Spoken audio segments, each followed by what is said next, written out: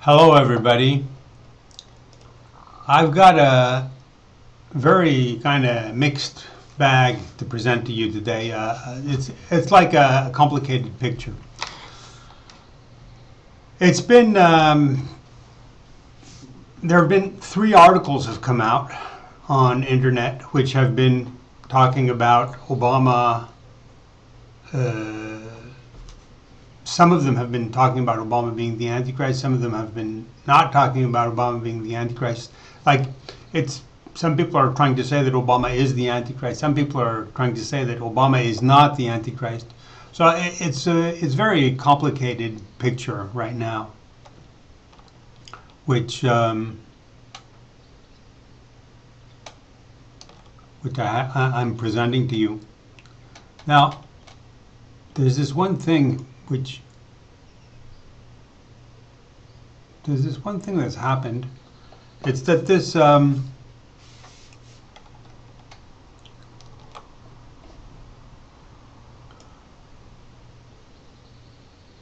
made an article today. With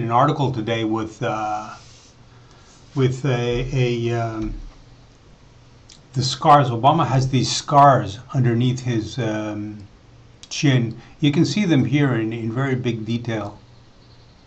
The form, it's a strange form which he has on his chin here. It looks like here it looks like a triangle. Looks like a triangle, and here it looks like it's like a cross. It crosses the top of the triangle here. So that looks like let's say that looks like an airplane, like the top of the triangle, and then the wings looks like an airplane. Then at the bottom, it's like at the bottom of this, it's like a pyramid here, and at the bottom looks like it's got a little wing coming off the edge here too. So it looks like a Christmas tree, kind of like with an airplane wing up at the top, and then at the bottom it's got a little tip coming off there.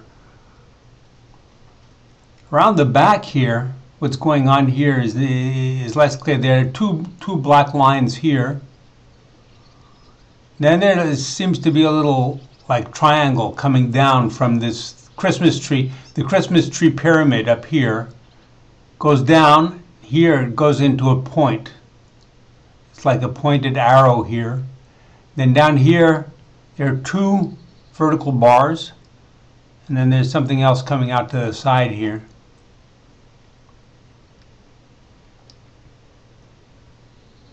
The face, Obama's face today does not look like the face he had as a child. There's definitely been restructuring of his whole face. Now, if you look at his chin here, for example, look at this. You can see this on a lot of pictures. There are a lot of pictures which show this. There's a chunk of the chunk of flesh and the muscles here in his chin. They've been preserved. You know, the surgeon has cut here. It's clear that what the surgeon did, he cut straight down here. You can see that the line goes down here and then it disappears here around the curve. So he cut this chunk off here. And he cut in here. He cut way in here. And you can see this on a lot of pictures, that Obama has this piece of flesh around his chin, so that the end of his chin here stands out like in one piece, and then the rest of what's going on behind, like on his cheeks and everything, that's a completely different story, because the surgeon has cut that off.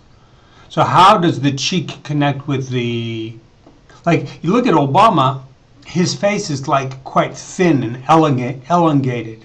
He doesn't have the African features of like a round, chubby face. Look at Jesse Jackson's, for example, has a round, chubby face with the big cheeks. When you look at Obama's childhood pictures, well, he looks like an African. He looks like a young Jesse Jackson, like a round, chubby face.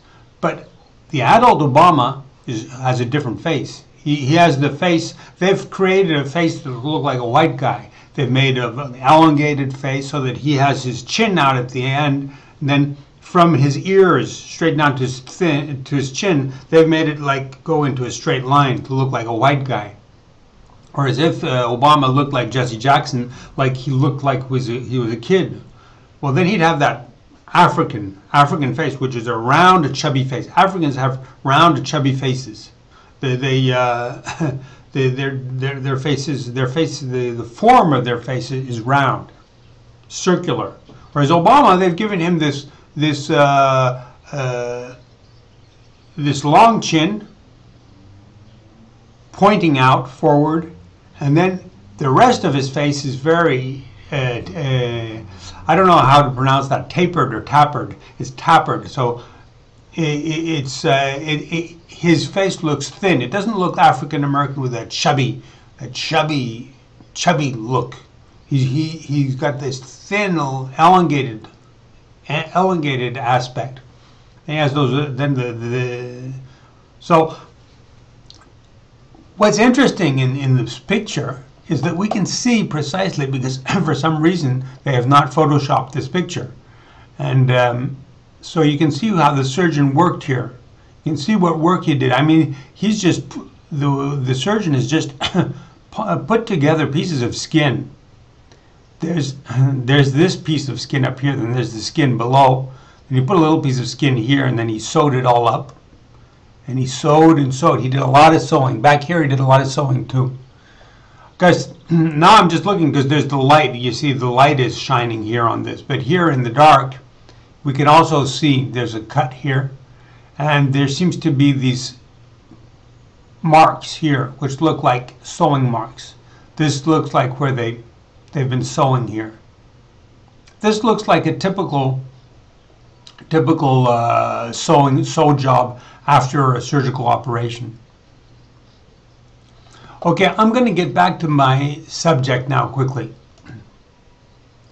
What's happened is, to bring people up to speed very quickly, in the last 3 days, I've been commenting a lot on other people's articles who have been saying that either Obama is or is not the Antichrist. There are some articles that say Obama may very well be and seems to be the Antichrist, which was the case of one person called Judas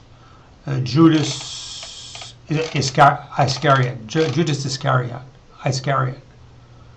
He made an article, God is the devil, say it ain't so, Jesus. But he objects. He seems to object. It's clear to him that it's a problem to him that I am not pro-Jesus, that I'm not a Jesus fan, because this guy, Judas, has entered the Army of Shambhala. I've created an army called the Army of Shambhala, and the goal is to reveal that Obama is the Antichrist. That's the only goal. That is the goal. And to break the apocalypse. I'm going to explain that very quickly. But Judas Iscariot, here you can see here Judas Iscariot, he objects to the fact that I don't say that Obama is the Antichrist. I'm getting this mixed up. He objects to that. I'm not saying that Obama is that Jesus is a good person, you see, because he thinks that Jesus is a good person. So here I'm going to take another article. This is an article which I made today. This is an article I made just today, and this article talks about Obama's scars. You see, Antichrist Obama, fatal head wound. Awesome video, Obama's head scars. And I show the scars here, and this is a video where we see Obama's scars very well. Here at 1340 of this video, we can see Obama's scars. I'm just going to show you that at 1340, we're going to see Obama's scars. It's very clear. Okay, Braden. And All right, it's going to be You're not supposed to make the First Lady cry. Thanks so much. You guys, let's give Brady a big round of applause. There we go.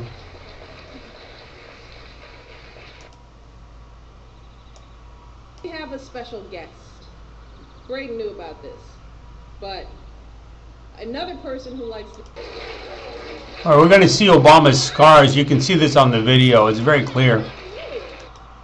First of all, here, look. Older. You see here, you can see Obama's scars here. And he's going to turn around to look at Michelle Obama, and then you can see the back of his head, and you can see the difference of color. It's dark here in the back, and it's white around the front. You can see his scars very well in this video. And a little stodgier, but this is a much hipper crowd. More colorful outfit. Here, you can see here, the scar goes up here, and then it's jagged here. It goes down here, and then it goes back up again. This guy has had major surgery all over here. And here you can see surgery here too. You can see the skin goes in one direction here and then goes to another direction here, and it's joined together here. So his head has been opened up from here, up behind the ear, and it's been opened up. So you can see this guy's head has been they just cut it up and sewed it together. It's incredible. Obama is a very freaky person. This is an old video. Actually, what happened yesterday is I found this old video which I made in January of this year, so that's 7 months ago. And I had this picture, so I took the picture and I blew it up. So that's what I showed you just a couple of seconds ago. That's what I showed you a couple of seconds ago here. See? So I blew it up so that we had a good look at that. And when you go down to, and then in the comments of this, there's one person here who said, the writer of this article isn't Christian, he's Buddhist. He's on record as rejecting Christianity, Jesus, God, and the Bible.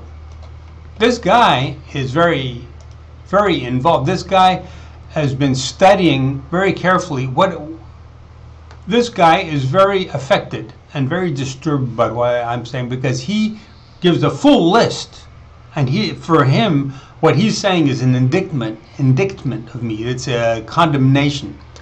He's saying that he's on record as rejecting, that's me, he's on record as rejecting Christianity, okay, Christianity. So you see, that's, for him, that's a big problem. If you reject Christianity, you're evil. This guy thinks I'm evil because I reject Christianity. Rejecting Christianity is very good. I'm a Buddhist. For me, rejecting Christianity is very good. This guy doesn't seem to get that. There's something wrong with this guy's mind. Christianity, Jesus, he objects that I reject Jesus, and I'm going to explain that I reject Jesus. Definitely, Jesus to me is a very bad person. God, I reject God. For him, that's very bad to reject God. I'm a Buddhist. Buddhists reject with force, or forcefully reject God. The basis of Buddhism is that we do not believe in any, we consider that any religion that believes in God is what we call a worldly religion. Worldly religion, which are attached to this world. They are attached, people are attached to this world because they believe that this world was made by God. So by definition, God is good. And so they think that this world is good because it's God's creation. So they think this world is wonderful. And so they're attached to the world. Buddhism is based on being detached, non-attachment. So we consider that believing in God is the basis of attachment to this world, and the basis to being enslavement. It's the basis to enslavement, to being chained to this world. It's the basis of suffering. Rejecting God is the basis of Buddhism and the Bible. So I'm on record as rejecting the Bible. So he says he's on record. Oh yeah.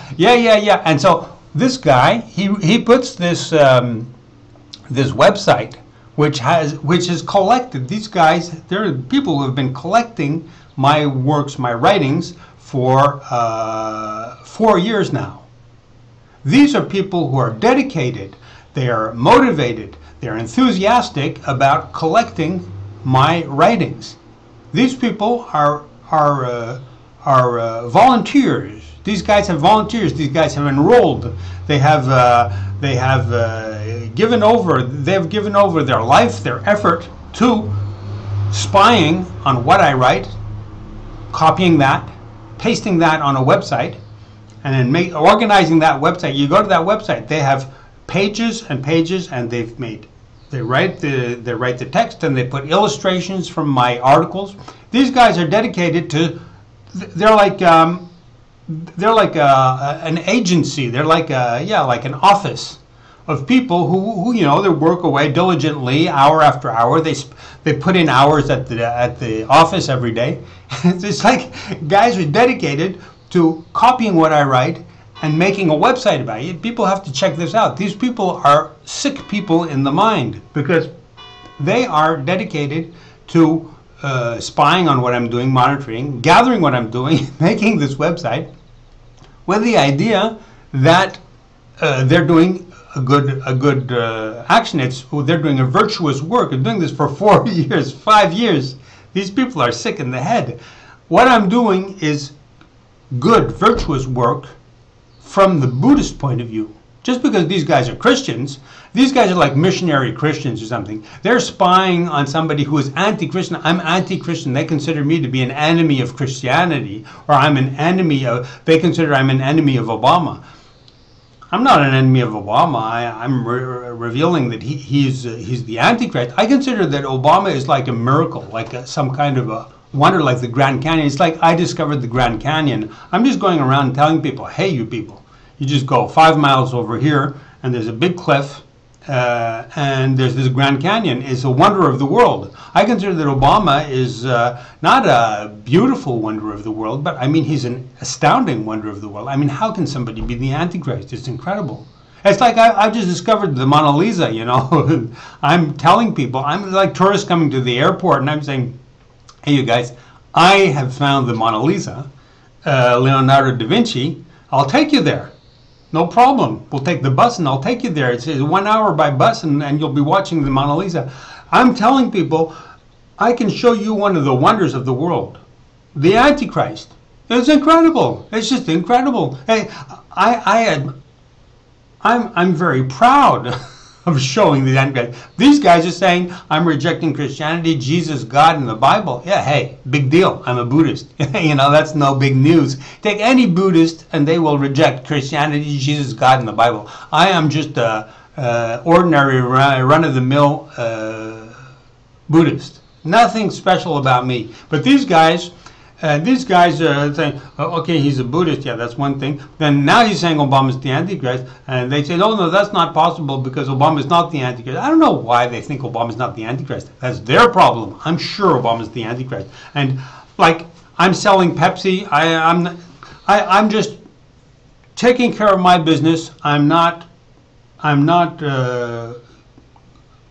putting my nose into what those guys are doing. I don't care what they're saying. Obama is not the Antichrist for this reason, that reason, or that reason. I'm not going to go into that. I'm just concentrate on my line of duty. I consider it my duty to reveal that Obama's the Antichrist because I have the proof of it. I have the proof. Okay, so I answered this guy.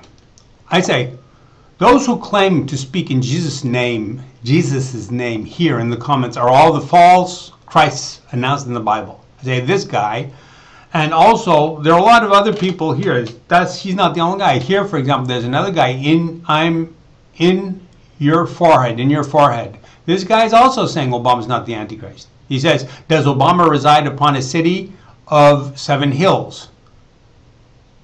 Right? He says no. So he says, and since he doesn't meet even one of the identifying characteristics of the Antichrist.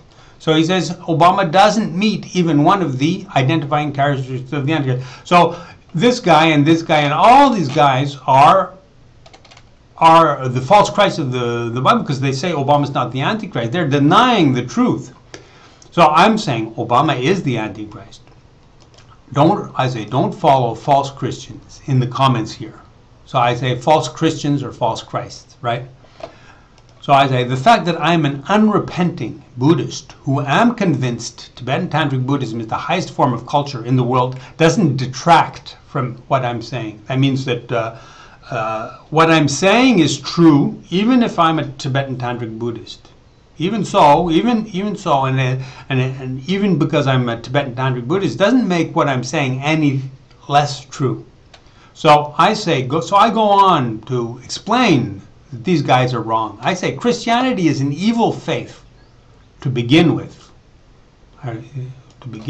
Because it carried out all its holy wars, killing dozens and dozens of millions through time. You people know that Christians did a holy war for hundreds of years. They killed millions of people, dozens of millions of people. And because of those holy wars, there were dozens, maybe hundreds of millions of people. Yeah, we can say hundreds of millions of people were killed because of that in the religious wars. So, we Buddhists did never do religious wars. Buddhists and Hindus never did any religious wars. We Buddhists say that Jesus' resurrection qualifies him to be a living dead. Technically, no Christian can deny Jesus to be indeed a living dead, a corpse. The worship of a dead person as a living person is considered the worst kind of religious worship there is by Buddhism. Buddhism considers that if you worship a dead person as if he were a living person, that is very bad. We worship Buddha, for example, but Buddha is dead now.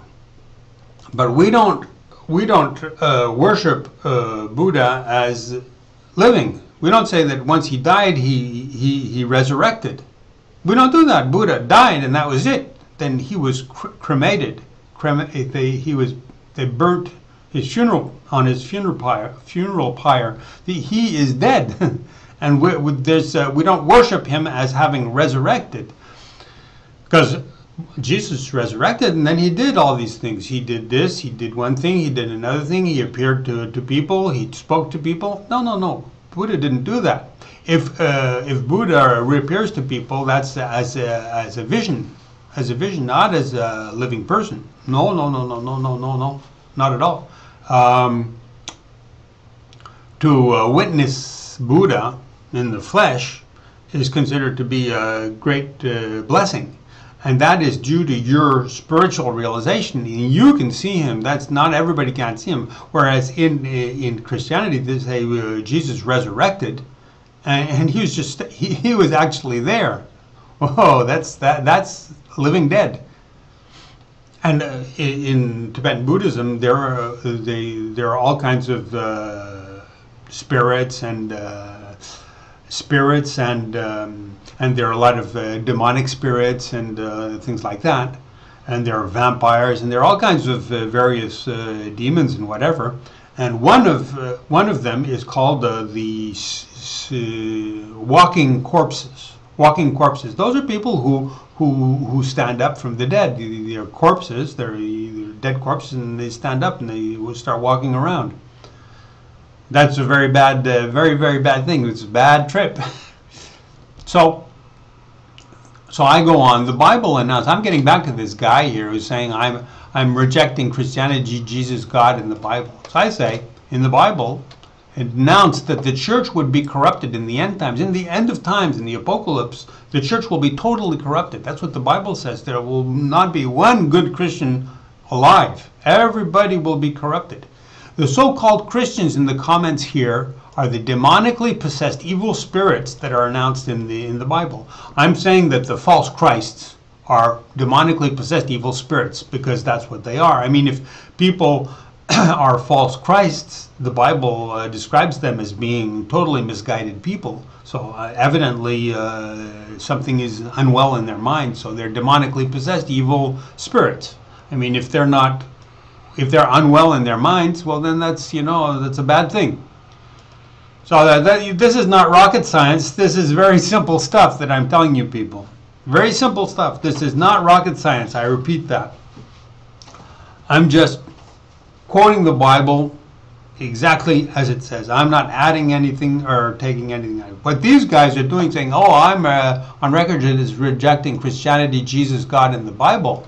These guys are off they're off on a mistaken path, because they are not quoting the Bible correctly. The Bible says that in the Apocalypse, no Christians will be around. The only people who will be quoting the Bible and quoting Jesus will be false Christs. So, now to get back to my Buddhism. My Buddhist Kalachakra prophecy of the end times includes a description of the demon king Krinmati, who will arise to challenge goodness in the world, and he fits Obama's description to the T. So Obama fits the description of the demon king Krinmati, which is announced in my Buddhist Kalachakra prophecy of the end times. So what I'm doing as a Buddhist who am revealing that Obama is the Antichrist, I'm revealing the Christian Antichrist. That fits with the description in my Apocalypse prophecy of the Kalachakra. So the reason I'm revealing that Obama is the Antichrist is not at all out of any dislike for my Buddhism and because I like Christianity. It's because my Buddhist Apocalypse prophecy predicts it to be so. So, Christianity, I'm not revealing Obama as the Antichrist because I like Christianity, because I want to convert to Christianity and say, oh, Obama's the Antichrist, and so he's the Antichrist and I'm a Christian. It has nothing to do with it. It's to fulfill my Buddhist Apocalypse prophecy. My Tibetan Tantric Buddhism is the highest form of culture in the world. So there's no I'm not comparing my Tibetan Tantric Buddhism with Christianity. I don't like Christianity because of the reasons I already told you. They did the religious wars. They believe in God. God is so Christians say, oh yeah, the world was created by God. In Buddhism, we say, no, the world was not created by God. The world is created by karma. Karma means you have a cause, and that creates an effect. So if you have a tree, it comes from a seed. If you have a fruit, that comes from a flower, or that comes from the seed, comes from the tree, comes from the flower, the fruit comes from the flower. So there's a karma. That's karma. That's the cause. It's a chain of cause and effect is what it's called. So you have this system. It's a system of a cause which creates an effect. And there's no place for a God. We don't need any middleman. There's no need for any middleman to be there to be taking care of the tree. The plant the seed in the ground. It rains. When it gets hot, the tree comes out of the ground, and it ends up with the fruit. You don't need any extra person to be there to push it. The gardener does his work, but the tree does its own work. The fruit knows how to come to exist. So that's how karma exists. The whole world is like that. You don't need any God to be meddling or tinkering around with the world to put everything to set it up. No need for that. No need for that at all. And second thing, in Buddhism, we say that the world is created by our mind. If we witness this world, it's our mind. Our mind sees this. So if there was no mind, there would be no world. If you were not there to witness the world, nobody would be seeing it. If, for example, you live in a gorgeous place in the jungle, there are no other human beings, you're the only one who's seeing it. If you live in a big city, okay, you're sitting here and there's another guy sitting next to you, maybe you're 100 people, like you're in a bus, and you're 50 people looking out the window, everybody's seeing the same thing. But people are sitting in different seats, they're not seeing, they see the general same thing, but if you go to a theater or you see a movie, okay, you're seeing the same thing. You can say we're seeing the same world, but some people don't see the same thing. Like, some people go and see a movie, and then when they come out of the movie, they say, "Well, what did you understand? What did you understand in the plot?" And then some guy say, "I understood one thing," and then the guy say, "I didn't understand that. I understood something else." You get some movies which are really difficult to understand, like some Hitchcock, really complicated plot, and nobody understands anything about the movie. And I saw one time went to see a film with my mother, and she was like an artist, and she said, when you watch that movie, me and my sister, and there were these lights on the street, you know, street lamps, and did you notice anything with the street lamps? And we said no, we didn't notice anything. She said, hey, yeah, the street lamps were shaped like flowers. So she said, it's incredible that you didn't see that, because that was a very important part of the film, because the guy who made the film was actually an artist. So street lamps were shaped like flowers, and we said, well, we had no idea about that. She said, yeah. So you know, you got to watch. You got to be very careful when you watch a film, and you got to see exactly what's going on in the film. So, anyways, that's just an example that the world is seen differently by different people. Every person sitting in an audience and people who are in this world don't see the same world. Nobody sees the same world. Nobody sees the world in the same way. So anyways, okay. Now I'm going to explain, okay, so I've talked about Christianity. Now I'm going to move on, and I'm going to go to some other other things here.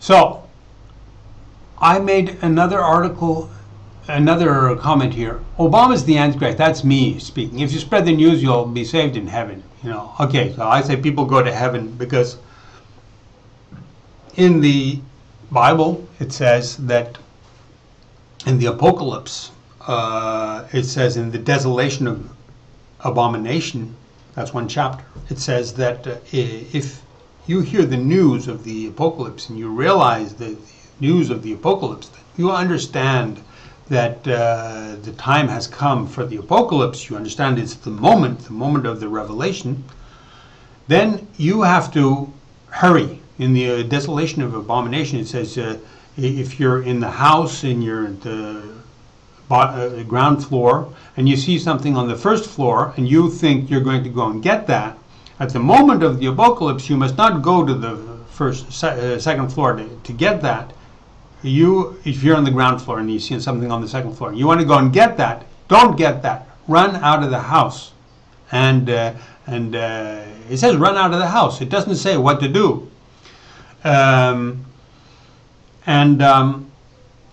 It says if you're plowing a field, and then the revelation comes and you have this understanding, you just leave the plow right there and you have to run. It says to run. Then in the other part of that chapter, it says that the tribes of Judea will run to the mountains. But that's just tribes of Judea are just the Jewish people. So Jewish people have to run to the mountains because probably they're going to be persecuted or something. So they can save themselves by running to the mountain. But for other people who are not Jewish, I'm not Jewish, it just says to hurry, and it says if you're holding something in your hand, just drop it and run. It says to run. It doesn't say exactly what to do, but that's easy to understand. It says, because it says that the only people who will be saved in the apocalypse will be the messengers of the apocalypse, the messengers. So when it says you hear the news of the revelation, you know, and so I mean, you don't need any more news than what it's here. What I just said, I said Obama's the Antichrist. That's the news. You don't need any other news than that. Obama's the Antichrist. You get that news, then you just have to drop what's in your hand. You got to run. So run means become a messenger of the apocalypse, because the only people who will be saved in the apocalypse are the messengers of the apocalypse. So you just connect the dots, you know, A plus B is C. You got to run, do it, and the only people who will be saved are the messengers of the apocalypse. So you got to drop what you're doing, run, and become a messenger of the apocalypse, and you'll be saved in heaven. I mean, once you got that, you got it all down pat. You don't need anything else. You go to heaven, and that's it. If you've got a sure plan to go to heaven, take it. When somebody comes and says, hey, listen, this is simple, you're going to follow what's in the Bible, and you're not going to think anymore. Just follow what's in the Bible, and then that's it. Do it. Now, I'm following my own plan, which is the Buddhist Apocalypse. So I have a plan B, but that incorporates the Christian Apocalypse. It incorporates it. So, okay, so I say be blessed and don't turn back or you'll not be saved. You know that famous chapter in the Bible that says don't turn back. It says don't turn back to Sodom and Gomorrah. You know, there's Sodom and Gomorrah. Don't turn back and look at Sodom and Gomorrah. Sodom and Gomorrah are homosexuality. So that means don't because a lot of people, you people know about the gay agenda. Obama's pushing the gay agenda. So people are saying, yeah, okay, I'll go to heaven, I'll reveal Obama's the Antichrist, but, you know, we have to be nice with gays and we have to be nice, you know, that's a big progress for human rights. Oh, it's very good for the gays, the gay agenda. Well, no, don't turn back to Sodom and Gomorrah. That's what they say.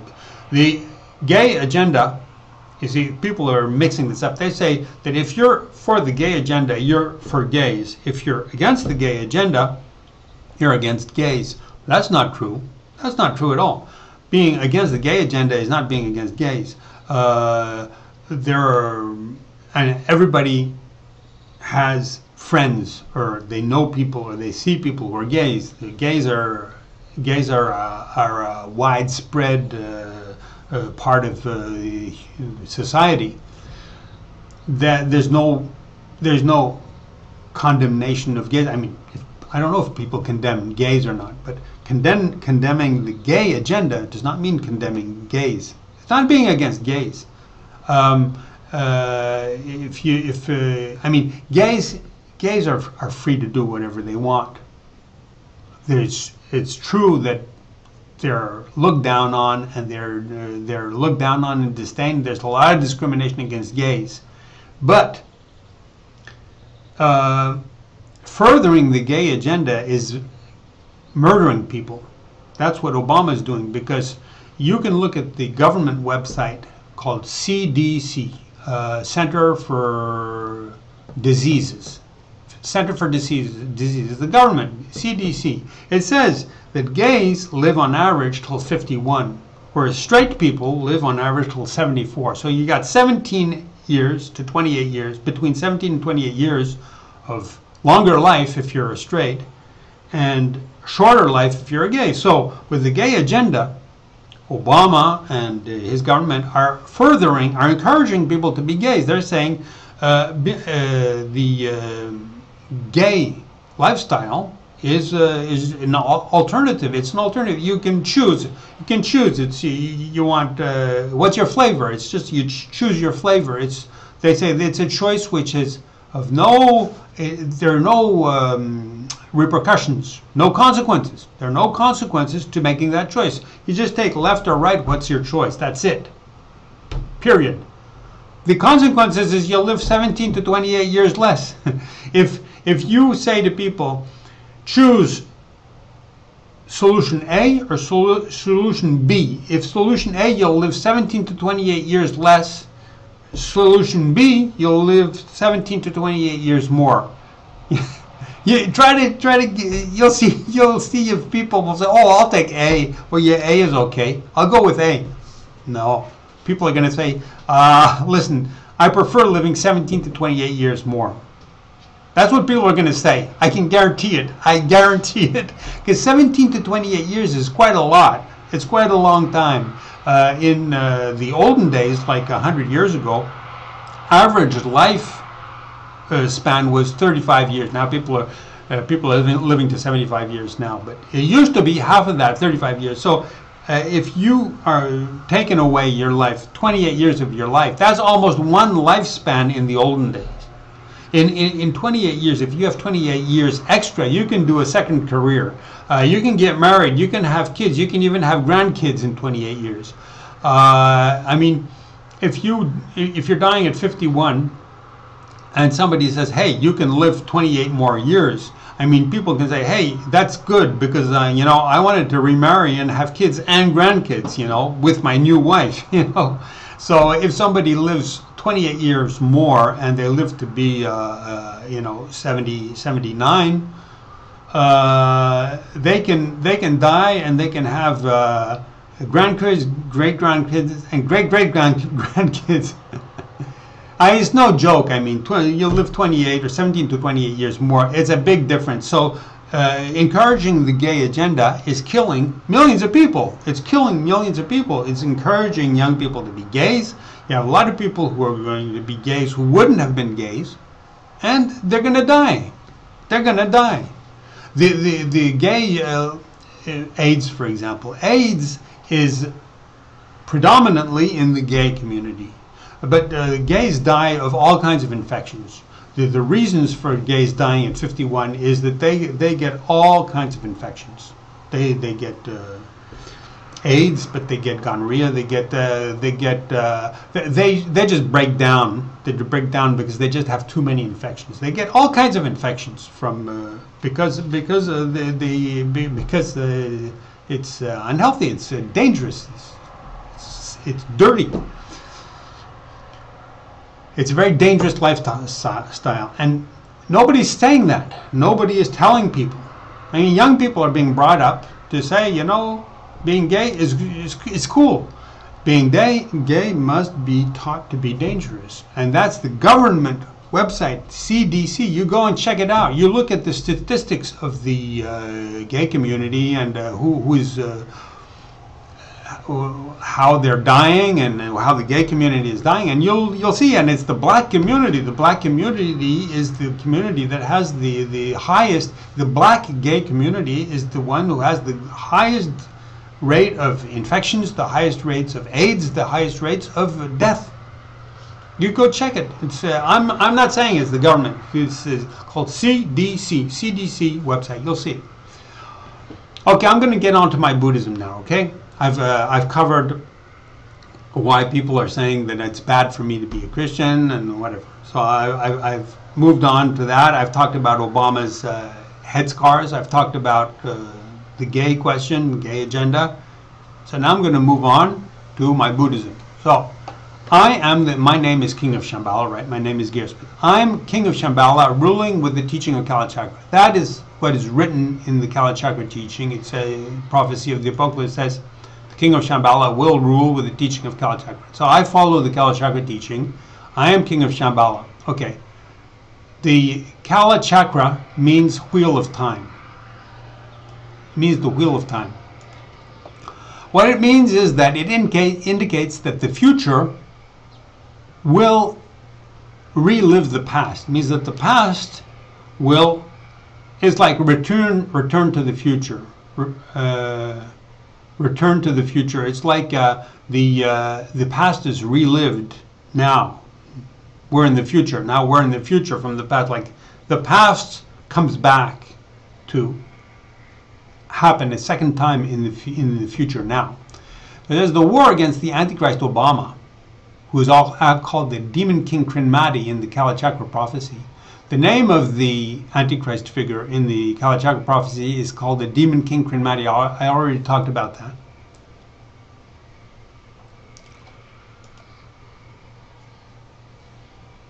That war, there's a war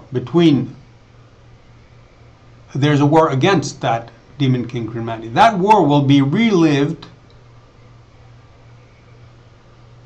We'll be reliving that war. So there will be a war now against the Demon King Krinmati. That war will be reliving the war which happened in 1258 in Baghdad between the Mongols and the Caliphate.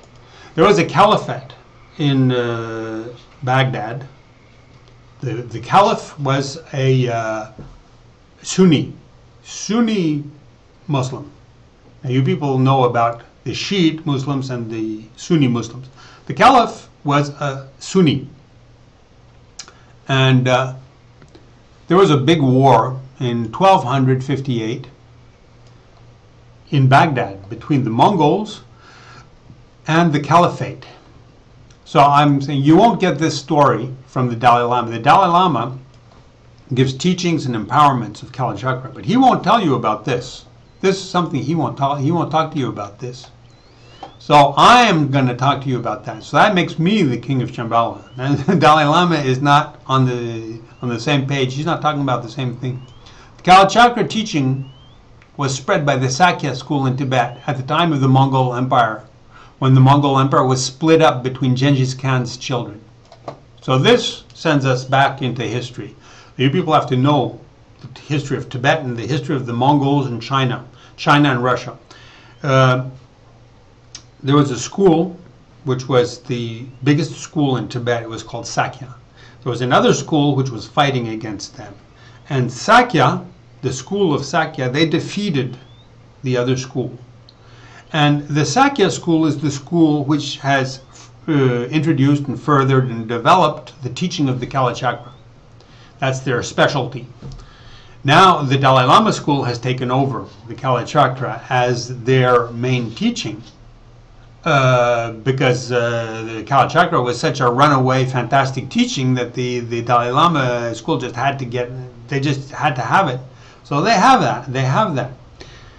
But they're just, they're just the depositaries, because the Sakya school is the origin. They are the creators of all the books. They wrote, the Sakya school, they wrote all the books of the Kalachakra. And I belong to the Sakya school.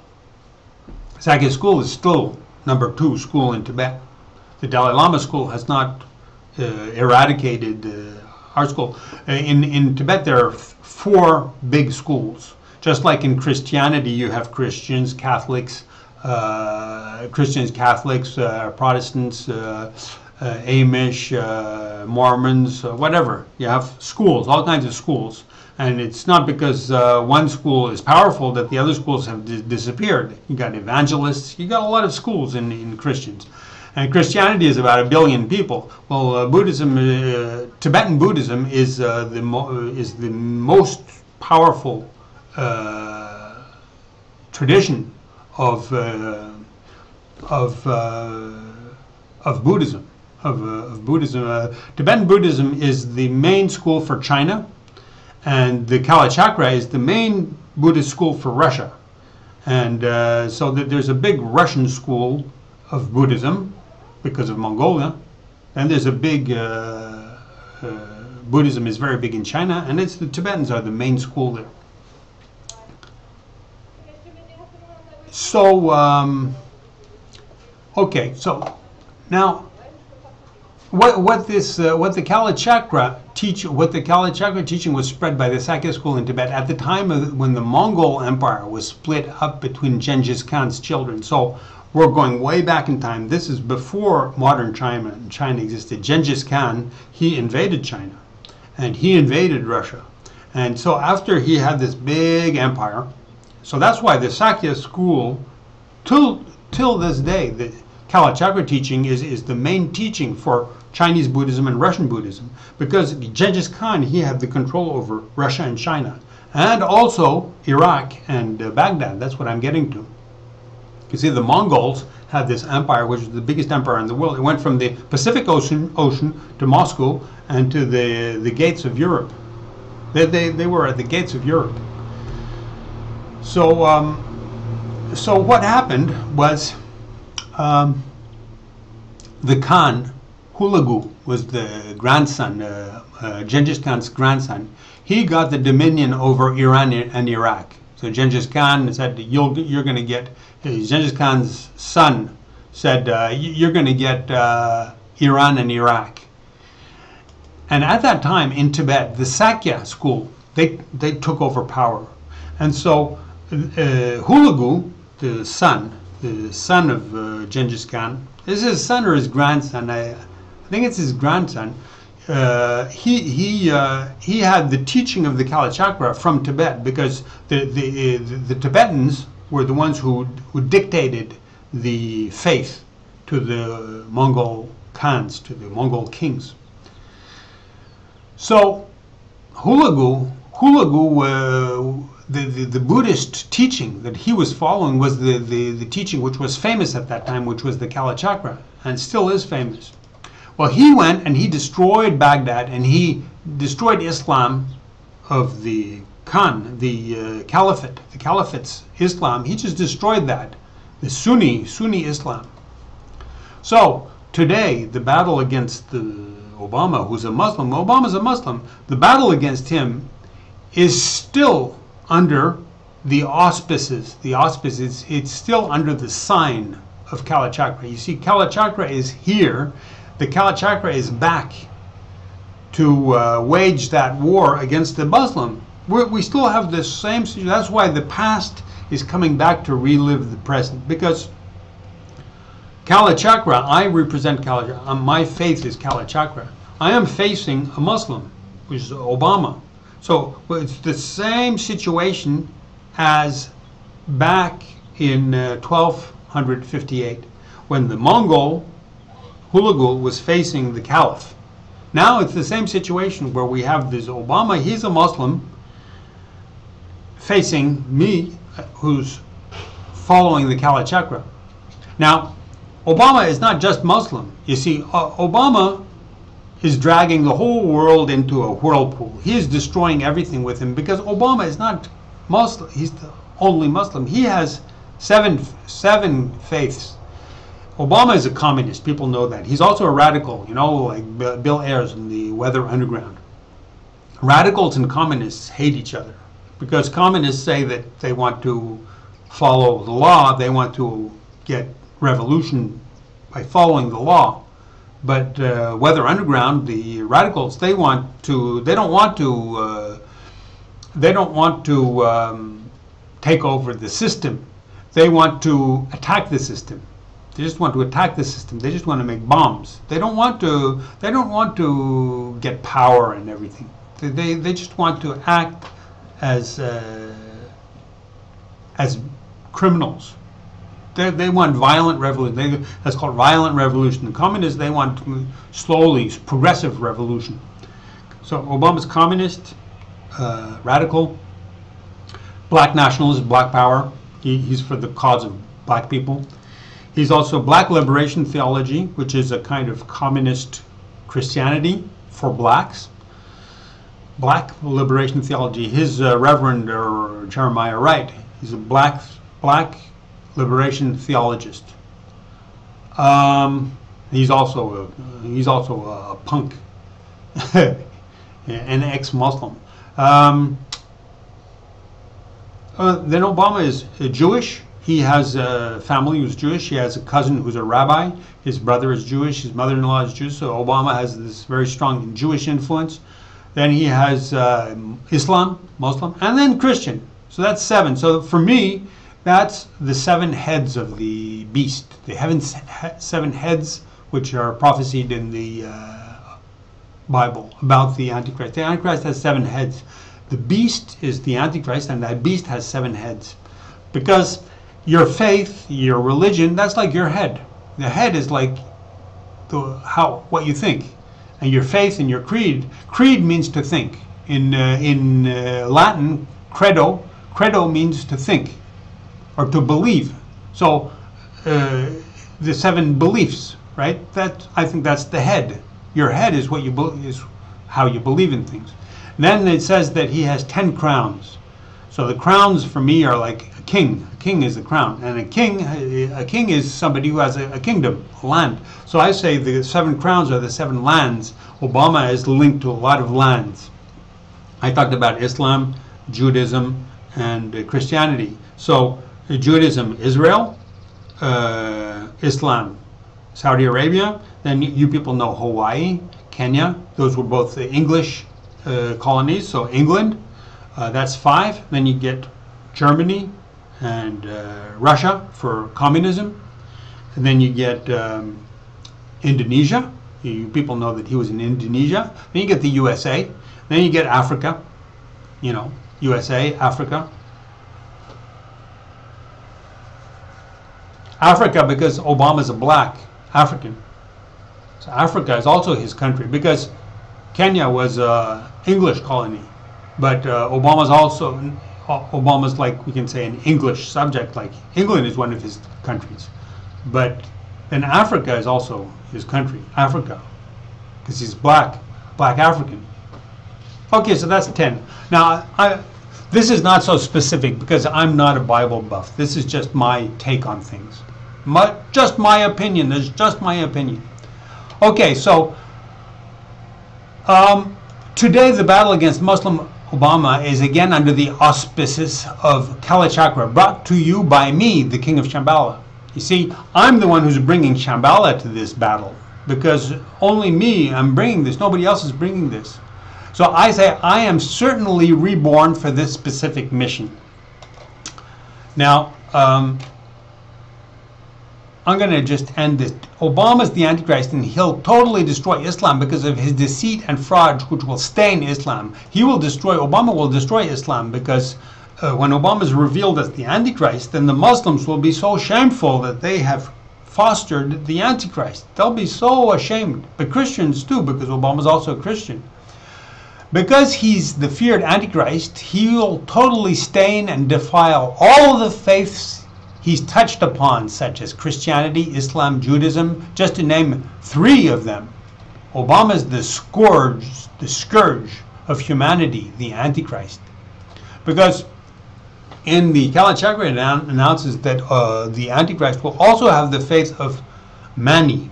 Mani is created a religion called Manichaeism, which has disappeared now. But that was a religion which incorporated Greek gods and the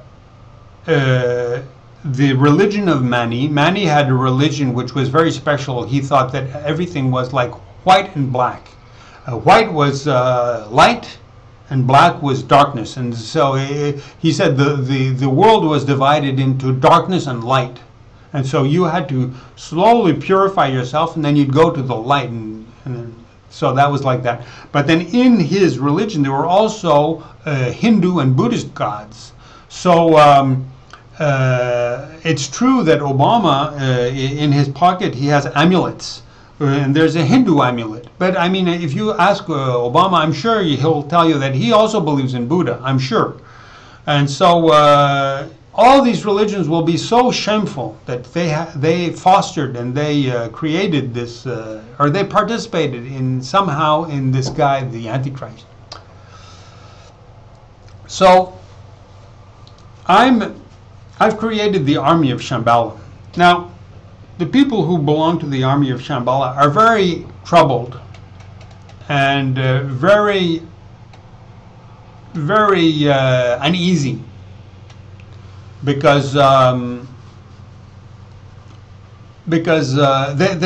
uneasy about me, what my role is, because I'm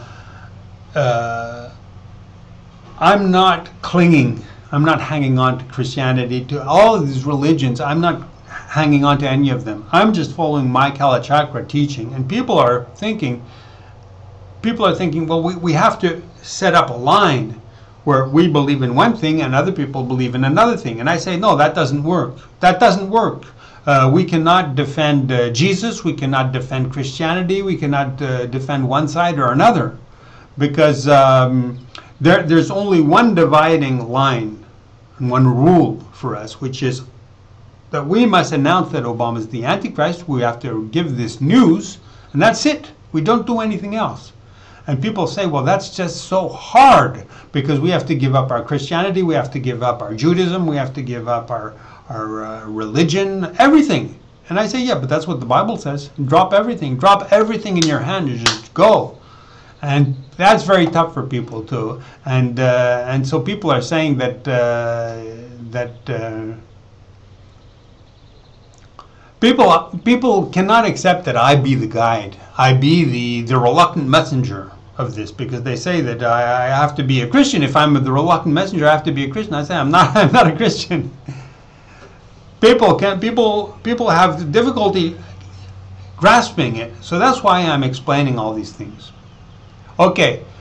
So the Mongol army was what's called Shambhala today. Shambhala is the Mongol army of the Mongol Empire went from Moscow to I already explained that. So Shambhala is this enormous empire. Okay, people, I think I've given you a good roundup of all these ideas. And I'm expecting a lot of feedback from all this, and a lot of feedback from all this information. Bye-bye. I'll be seeing you people soon. Bye-bye.